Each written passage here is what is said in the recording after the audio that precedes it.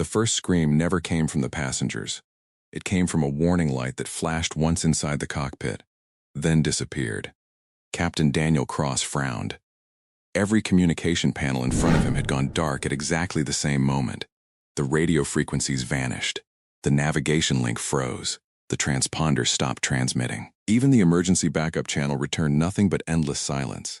At 34,000 feet, silence was never supposed to sound this loud.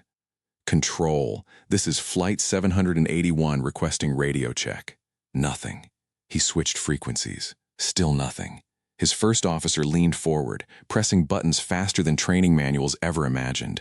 Primary radios are dead. Backup isn't responding either. Daniel tried the emergency frequency. Silence. No static. No interference. Only an eerie emptiness. Then something even stranger happened. His co-pilot rubbed her forehead as if fighting a sudden migraine. "You okay?" Daniel asked. I just feel..." She never finished the sentence. Her words faded into a whisper as her body slumped sideways against the cockpit window. Daniel reached toward her, but his own arm suddenly felt impossibly heavy, his vision blurred. The cockpit instruments doubled before his eyes. His heartbeat slowed. His breathing became strangely difficult.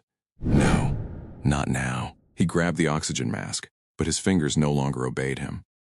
Seconds later, both pilots were unconscious. The massive passenger jet continued slicing through the clouds, carrying 176 people across the sky with nobody actually flying it. Inside the cabin, everything still looked perfectly normal. Parents watched movies with their children.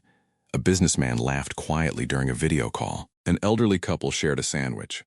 Nobody realized the two people responsible for their lives had already collapsed. The aircraft kept moving forward under autopilot, drifting silently across open skies while air traffic controllers desperately searched for an airplane that had simply disappeared. No radio, no transponder, no answers. And somewhere in seat 19A sat the last person anyone would expect to save them, a quiet 12-year-old boy staring out of the window. Within the next hour, every adult on board would look toward that child with the same impossible question. Can you fly this airplane? Before we begin, comment where you're watching from. 45 minutes earlier, before fear replaced routine, Flight 781 had been nothing more than another ordinary afternoon flight leaving Seattle for Phoenix. Soft sunlight poured through the cabin windows as the aircraft climbed above a blanket of white clouds. The steady hum of the engines blended with quiet conversations, clinking coffee cups, and the occasional laughter of children excited to be flying. To everyone on board, it was just another journey. Near the middle of the cabin, 12-year-old Ethan Carter sat alone in seat 19A, a backpack tucked neatly beneath his legs. Unlike most children his age, he wasn't watching cartoons or playing games on a tablet. Instead, he rested his forehead against the window, quietly studying the sky. Every few minutes, his eyes drifted toward the aircraft's wing. He watched the flaps, listened to the changing engine sounds, and noticed every tiny movement the airplane made as it adjusted itself through the air. Most people admired the view. Ethan admired the machine. Across the aisle, an elderly woman smiled at him. "First time flying by yourself?" she asked kindly. Ethan returned a polite smile. "No, ma'am, nervous." "Not really." She laughed softly. "I've flown dozens of times, and I still get nervous." Ethan glanced toward the wing once more. "It helps when you understand how airplanes work." The woman raised an eyebrow. "You're quite the little expert." He shrugged modestly. "I just like learning." A flight attendant named Rachel stopped beside his row. "Everything okay over here?" "Yes, thank you," Ethan answered. She handed him an extra cookie with a warm smile. "Traveling alone deserves a little reward." "Thanks." Rachel continued down the aisle, greeting passengers by name whenever she could. The atmosphere inside the cabin felt warm, friendly, almost peaceful. A young father helped his daughter color pictures of airplanes. Two college students argued over which city had the best pizza. A retired firefighter dozed with a baseball cap pulled over his eyes. Life continued in dozens of tiny, ordinary moments. Yet Ethan couldn't ignore a strange feeling. He glanced at the digital clock on his watch. The flight should have made another slight course correction by now. It never came. The aircraft continued flying in an unusually perfect straight line. His father had once told him, "A healthy flight is never perfectly still."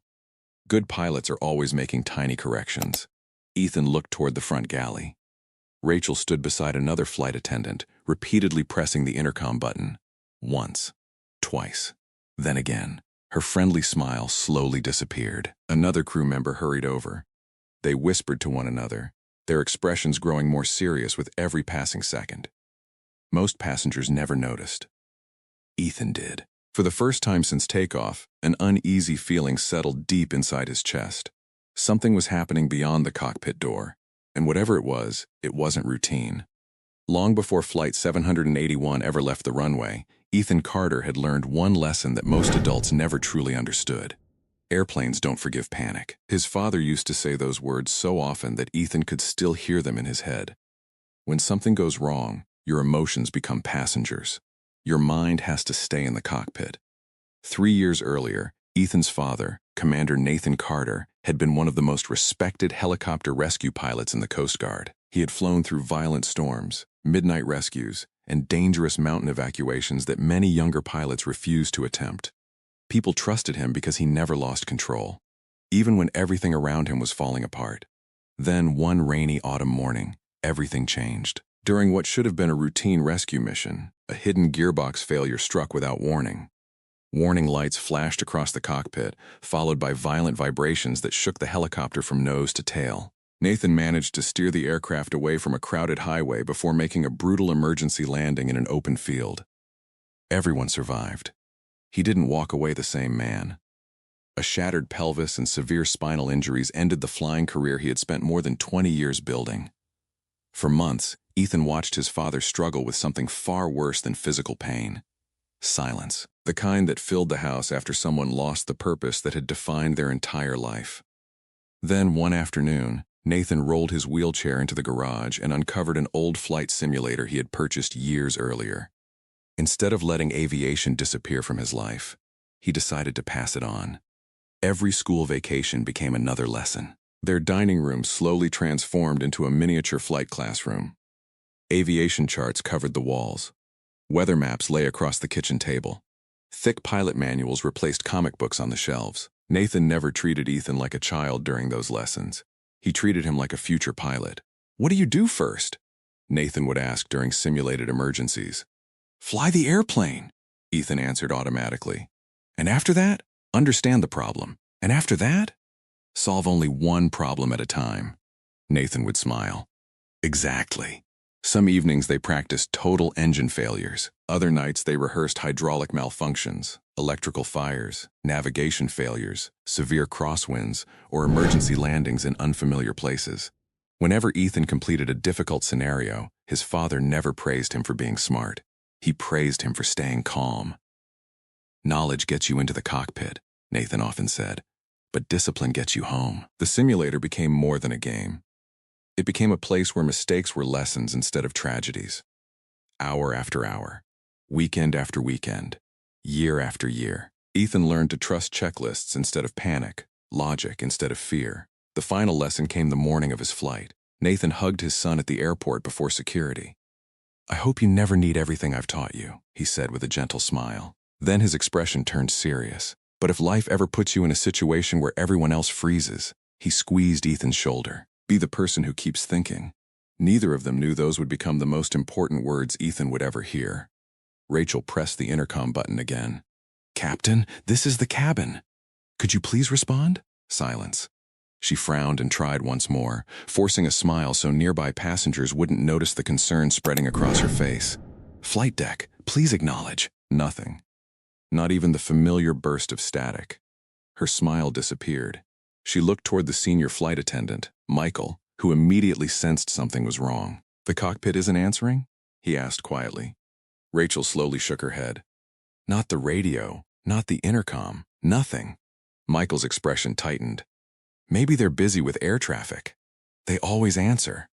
Those 3 words landed heavily between them. Inside the cabin, most passengers remained blissfully unaware. A toddler giggled while pressing his tiny hands against the window.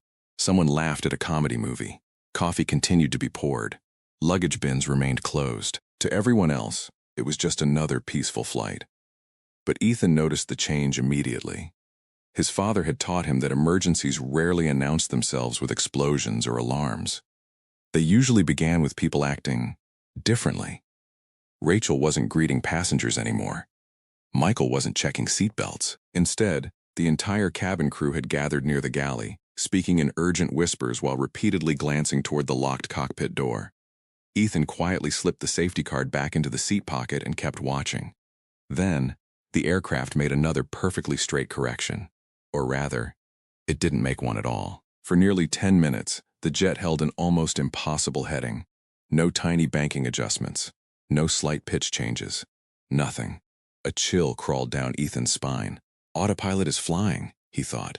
But who's watching it? Suddenly, Michael walked briskly to the reinforced cockpit door and entered the emergency access code. He waited. No response. He knocked harder. Captain? First officer? Still nothing. His breathing grew heavier. Using the emergency override, he slowly unlocked the cockpit door. Only a narrow crack. He looked inside. His face instantly lost every trace of color. He slammed the door shut behind him and leaned against the wall as if his knees had forgotten how to work. Rachel rushed over. What happened? Michael stared at her for several terrifying seconds before answering. They're both down. Rachel blinked. What? The captain, the first officer. His voice barely escaped his throat. They're unconscious. The words hit like a shockwave. For a brief moment, neither attendant moved. Then years of training took over. Michael grabbed the cabin phone. Dead. He tried the emergency handset. Nothing. Every communication system had failed. There would be no instructions, no help from the ground, no voice guiding them through what came next. Taking a deep breath, Michael stepped into the aisle and raised his voice just enough to be heard. Ladies and gentlemen, I need everyone's attention. The conversation stopped. Movie screens were paused. Dozens of eyes turned toward him. We're experiencing a serious situation in the cockpit. The cabin instantly became silent. Michael swallowed hard before asking the question he never imagined would leave his lips. Is there anyone on board with experience flying a commercial aircraft? Not a single hand went up. The silence became unbearable. Then, from halfway down the aisle, a calm young voice broke through the fear. I think I can help. Every head in the cabin turned toward the same person. 12-year-old Ethan Carter slowly stood from seat 19A. For a moment, nobody reacted. Then the cabin erupted, not with shouting, but with disbelief. A man in the front row let out a nervous laugh. Did that kid just say he can fly the plane? Several passengers turned toward Ethan. Some looked confused. Others looked horrified. A young mother instinctively pulled her daughter closer, while an elderly gentleman slowly removed his glasses as if he had heard something impossible. Michael forced a polite smile. Son, I appreciate your courage, but this isn't the time. Ethan didn't move. I'm serious. You've flown before? I've never flown a real airplane. A wave of uneasy murmurs spread through the cabin. Michael sighed. Then you understand why I can't. But I've practiced emergencies for years. The flight attendant paused. My father trained military rescue pilots. After his accident, he spent almost every day teaching me commercial flight systems. I've completed hundreds of simulator sessions. Engine failures, hydraulic failures, electrical failures, pilot incapacitation, total communication loss. No one spoke. Ethan continued calmly. If both pilots are unconscious and every communication system is offline, the aircraft is still being flown by autopilot. But autopilot can't decide where to land if something else goes wrong. The confidence in his voice didn't sound like a child pretending. It sounded like someone remembering a checklist. From seat 6C, an older man slowly stood. My name is Robert Hayes. His voice carried the quiet authority of someone used to making difficult decisions. I flew cargo planes for several years, decades ago. Every eye turned toward him. I've never flown an aircraft this size, Robert admitted, but everything the boy just said is correct. The cabin fell silent again. Robert looked directly at Ethan. Who taught you? My dad. Military? Ethan nodded. Robert studied him for a long moment. Then he looked at Michael. I think we should at least hear him out. Minutes later, the cockpit door opened once again. The sight inside stole the breath from everyone standing there. Captain Daniel Cross sat motionless in his seat, his skin unnaturally pale. The first officer had collapsed against her side window, barely breathing. Neither responded when Michael called their names. Neither opened their eyes. A faint, bitter smell lingered in the cockpit air. Ethan stepped forward slowly. He wasn't looking at the controls. He was watching the pilots. Then his eyes stopped on a small air quality indicator near the overhead panel. His heartbeat quickened. "There," he whispered. Robert followed his gaze. "What is it?" "The cockpit ventilation." Ethan stepped closer. "The carbon monoxide level is rising." Michael stared at him. "You can tell that?" "My father showed me this warning during a simulator exercise." Without hesitation, Ethan reached above the captain's seat, switched the cockpit ventilation to the emergency fresh air intake, and grabbed 2 oxygen masks. "Help me." Michael and Robert carefully lifted the unconscious pilots just enough for Ethan to secure the masks over their faces. Within moments, the captain's breathing became steadier. Color slowly returned to the first officer's cheeks. "They're alive," Robert whispered. Ethan nodded. "But they won't wake up in time." The enormous aircraft continued racing through the sky. No radio, no guidance, no conscious pilots.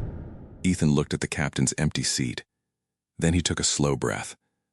"I have to fly this airplane." The cockpit became completely silent as every adult stared at the 12-year-old, and finally realized he was their only chance. No one spoke. The cockpit, once commanded by 2 experienced airline pilots, now felt strangely unfamiliar. The warning lights glowed softly across the instrument panel, while the steady hum of the engines reminded everyone that the aircraft was still hurtling through the sky at nearly 500 miles an hour. Ethan stood in front of the captain's seat, staring at it. Just minutes ago, it had belonged to a veteran pilot with thousands of flight hours.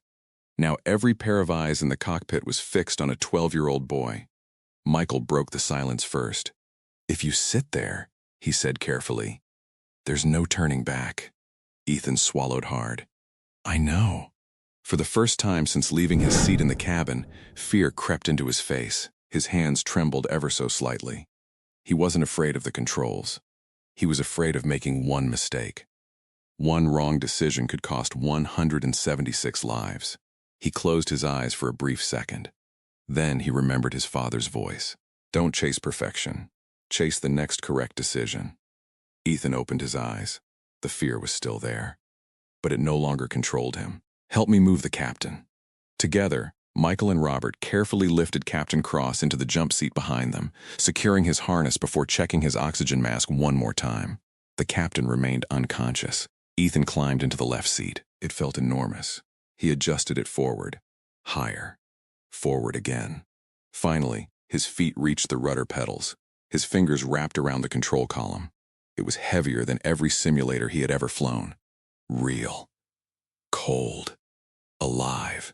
He slowly scanned every instrument exactly as his father had taught him. Artificial horizon, altitude, airspeed, engine indications, fuel quantity. Everything appeared stable. "Autopilot is still holding our heading," Ethan said calmly. Robert nodded. "What do you need?" "I need another set of eyes." "I'm with you." "Only read the instruments. Don't touch anything unless I ask. You have my word." Ethan took a deep breath and pressed the autopilot disconnect button. A sharp warning chime echoed through the cockpit. The control column immediately pushed gently against his hands. The airplane wanted to drift left. He applied light pressure, then a little right rudder. The massive jet answered smoothly. Robert stared in amazement. "You corrected that instantly. I've practiced this." But inside, Ethan knew something was different. A simulator never carried real people. This one did. He carefully trimmed the aircraft until the pressure on the controls eased. There. The airplane settled into stable flight once more. Outside the windshield, endless clouds stretched toward the horizon. Without working radios or navigation systems, they were effectively alone in the sky. Ethan looked through the cockpit glass, searching the landscape below. "We need to know exactly where we are." "Can we still find an airport?" Robert asked. Ethan nodded slowly.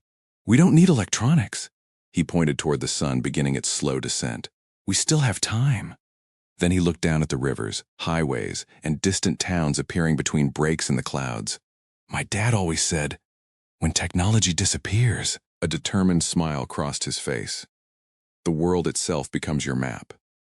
With steady hands on the controls, Ethan gently lowered the aircraft's nose, beginning a controlled descent toward the unknown.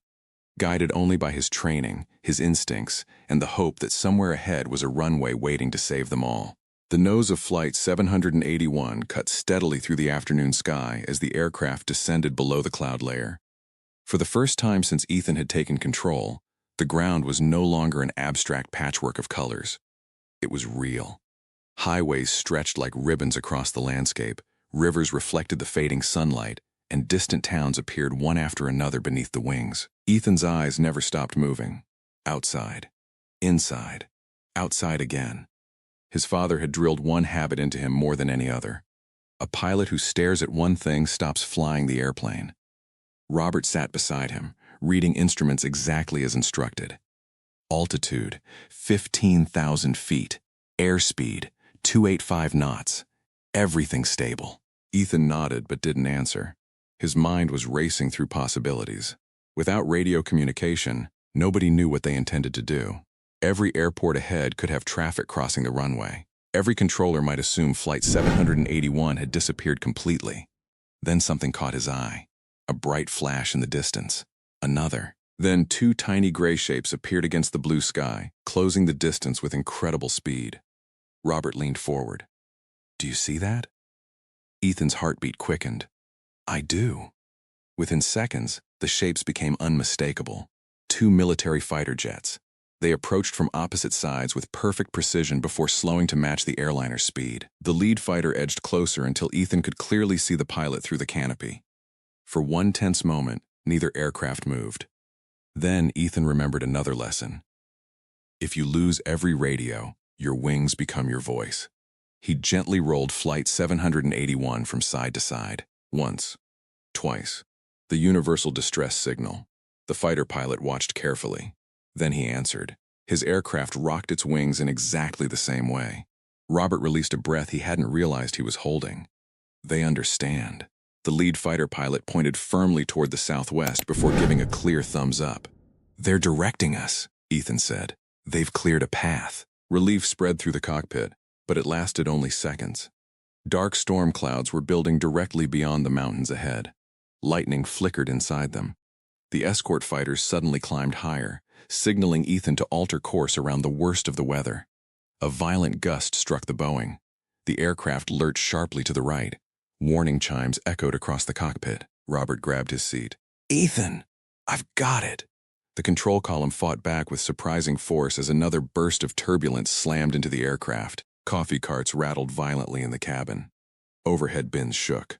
Several passengers cried out. A little girl buried her face in her mother's shoulder while Michael calmly moved through the aisle, encouraging everyone to keep their seatbelts fastened. Outside, another flash of lightning illuminated the cockpit. The fighter jets disappeared briefly into the dark clouds ahead. For the first time since taking control, Ethan couldn't see the path they wanted him to follow. His breathing slowed. His grip tightened. He wasn't just flying an airplane anymore. He was flying 176 frightened souls through a sky that suddenly seemed determined to test every lesson his father had ever taught him. And the hardest part was still waiting ahead. The storm finally fell behind them. Ahead, a narrow strip of concrete emerged between the fading sunlight and the sprawling city below. The runway. For the first time since entering the cockpit, Ethan allowed himself to believe they might actually survive. But believing wasn't enough. They still had to land. The escort fighters peeled away, leaving Flight 781 alone for the final approach.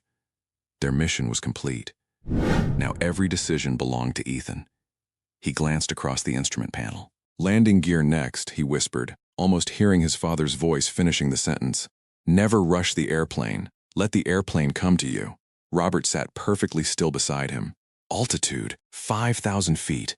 Airspeed, 190 knots. The runway is straight ahead. Ethan gently lowered the landing gear. A deep mechanical rumble echoed beneath the cockpit floor. 3 green lights illuminated. "Gear locked," Robert confirmed. "Good." Ethan lowered the first stage of flaps. The aircraft slowed. Another notch, then another. The massive jet became steadier, floating rather than racing through the air. Behind the cockpit door, silence had taken over the cabin. Nobody cried anymore. Nobody whispered. Parents held their children tightly. Couples clasped each other's hands. Some passengers closed their eyes in prayer. Others stared through the windows, watching the runway grow larger with every passing second. Even Michael stopped speaking. Every soul aboard understood that nothing they could do now would change the outcome. Everything depended on the boy in the captain's seat. 1,000 feet, Robert announced. You're perfectly lined up. Ethan barely blinked. His eyes moved between the runway, the airspeed indicator, and the horizon. Then, a sudden crosswind slammed into the aircraft. The right wing dipped violently. Warning alarms chimed. The nose drifted away from the runway centerline. Robert grabbed the armrest. We're drifting. I know. Ethan didn't panic. He pressed steady, left rudder while easing the control wheel into the wind, making small, deliberate corrections instead of one desperate movement. Slowly, the aircraft answered. The runway returned to the center of the windshield. 500 feet. The pavement now filled almost everything Ethan could see. His heartbeat pounded so loudly he could barely hear the engines. Then his father's voice echoed inside his mind. Forget the passengers. Forget the cameras. Forget the fear. Fly the airplane. 300 feet. 200. 100. Ethan gently raised the nose. The aircraft floated for one breathtaking moment above the runway. Time seemed to stop. Then, hump! The main landing gear struck the runway with a firm jolt that shook the entire cabin. A collective gasp swept through all 176 passengers. We're down! Robert shouted, but Ethan wasn't finished. He deployed reverse thrust. The engines roared. He applied steady braking as the aircraft thundered down the runway. The remaining distance disappeared rapidly. 2,000 feet.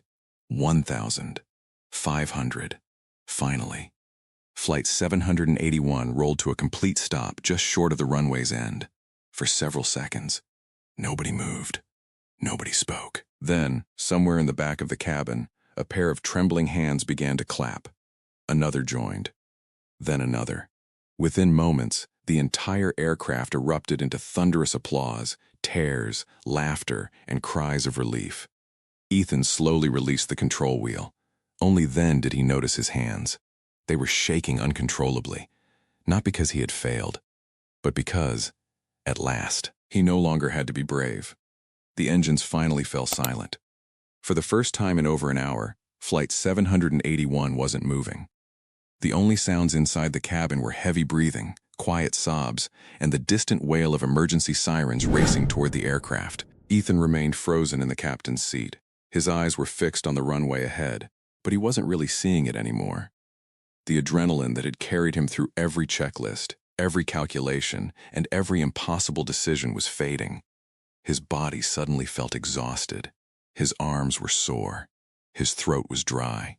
And now, the fear he had buried deep inside finally surfaced. He lowered his head, closed his eyes, and let out the longest breath of his life.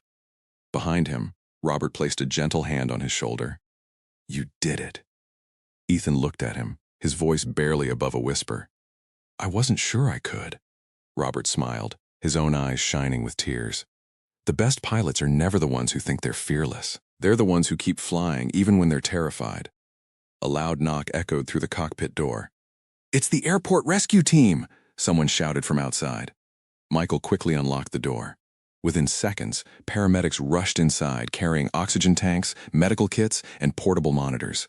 They immediately surrounded Captain Cross and the first officer. Pulse is improving. Let's move carefully.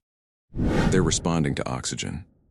Those words spread through the cabin faster than any announcement ever could. Both pilots were alive. Outside the aircraft, flashing blue and red lights reflected across the windows as firefighters surrounded the jet, checking every wheel, every engine, and every door before allowing passengers to disembark. When the cabin door finally opened, a rush of cool evening air swept inside. One by one, the passengers stepped onto the mobile stairs. Many were crying. Some called loved ones before their feet even touched the ground. Others simply stood on the tarmac, overwhelmed by the realization that they were alive. Then something unexpected happened. Instead of walking away, people stopped. They turned back toward the aircraft. They waited. A path slowly opened between them. Ethan finally appeared at the doorway beside Michael. The 12-year-old hesitated for a moment before stepping onto the stairs. The crowd below grew completely silent. Then an elderly woman, The same passenger who had shared a conversation with Ethan shortly after takeoff walked forward first. Without saying a single word, she wrapped him in a tight embrace. "You brought us home," she whispered through tears. One after another, passengers approached him. A businessman shook his hand with both of his. A little girl handed him the stuffed teddy bear she had been holding during the landing. "You can keep him," she said shyly. "So you'll always remember us." Even hardened firefighters removed their helmets as Ethan walked past, offering quiet nods of respect. Meanwhile, investigators had already begun examining the aircraft. Within hours, they uncovered two critical failures. A damaged ventilation valve had allowed dangerous carbon monoxide to slowly enter the cockpit, silently incapacitating both pilots. At nearly the same time, a malfunction inside the communication control unit had disabled every radio and transponder, leaving the aircraft isolated from the outside world. Separately, either problem would have been manageable. Together, they had nearly created one of the worst aviation disasters in decades. And yet, against every prediction, a frightened 12-year-old, armed with nothing but preparation, discipline, and his father's lessons, had rewritten the ending. 3 hours later, long after the passengers had been taken to the terminal and the flashing emergency lights had disappeared from the runway, Ethan sat alone in a quiet airport operations room. A cup of hot chocolate rested untouched on the table in front of him. For the first time that day, the room was completely silent. The door slowly opened. His father, Nathan Carter, rolled inside in his wheelchair. Neither of them spoke. They simply looked at each other. Then Ethan stood up and rushed across the room. Nathan wrapped both arms around his son, holding him tighter than he ever had before. For several long seconds, neither one could find the words. Finally, Ethan whispered, his voice breaking. "I thought I was going to lose everyone." Nathan gently pulled back and looked into his son's eyes. "But you didn't. I was scared the whole time." Nathan smiled softly. "I know. You do?" His father nodded. "Every rescue mission I ever flew, every storm, every emergency landing." He placed a hand over Ethan's heart. "I was scared every single time." Ethan looked surprised. "But you never looked afraid, because courage isn't the absence of fear." Nathan's voice remained calm. "It's choosing to do the right thing while fear is standing beside you." Tears filled Ethan's eyes. "I kept hearing your voice. What was it saying?" A small smile appeared across Ethan's face. "Fly the airplane." Nathan laughed quietly. "I've probably said that 1,000 times. It saved us." The next morning, investigators completed their preliminary findings. The accident had been caused by two unrelated mechanical failures occurring at nearly the same moment. One silently poisoning the cockpit with carbon monoxide, the other cutting every line of communication between the aircraft and the ground. Veteran airline captains reviewed Ethan's flight data with disbelief. His descent had been controlled. His navigation decisions had been logical. His approach had been disciplined. His landing, though firm, had been exactly what aviation experts recommend during an emergency. One senior investigator summarized the entire event with a single sentence. Preparation succeeded where panic would have failed. News of Flight 781 spread across television stations, newspapers, and social media around the world. People called Ethan a hero. He never liked the title. Whenever reporters asked how he had managed something so extraordinary, his answer never changed. "I wasn't trying to be a hero. I was just remembering what my dad taught me."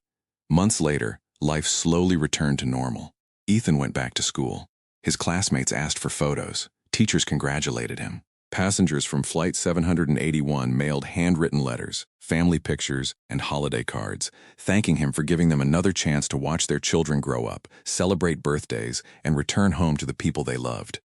Nathan kept every single letter in a small wooden box beside his simulator. Sometimes, on quiet evenings, father and son still sat together in front of that old cockpit setup. Not because they expected another impossible day, but because they both understood something the world often forgets. Great moments are not created in the middle of a crisis. They are built long before the crisis ever begins, through patience, preparation, discipline, and the quiet determination to keep learning when nobody is watching. And perhaps that's the greatest lesson Flight 781 ever gave the world. You never know when ordinary preparation will be called upon to accomplish the extraordinary. If this story inspired you, don't forget to like, subscribe, and share it with someone who believes courage can come from the most unexpected places. Because sometimes, the smallest hands carry the greatest responsibility.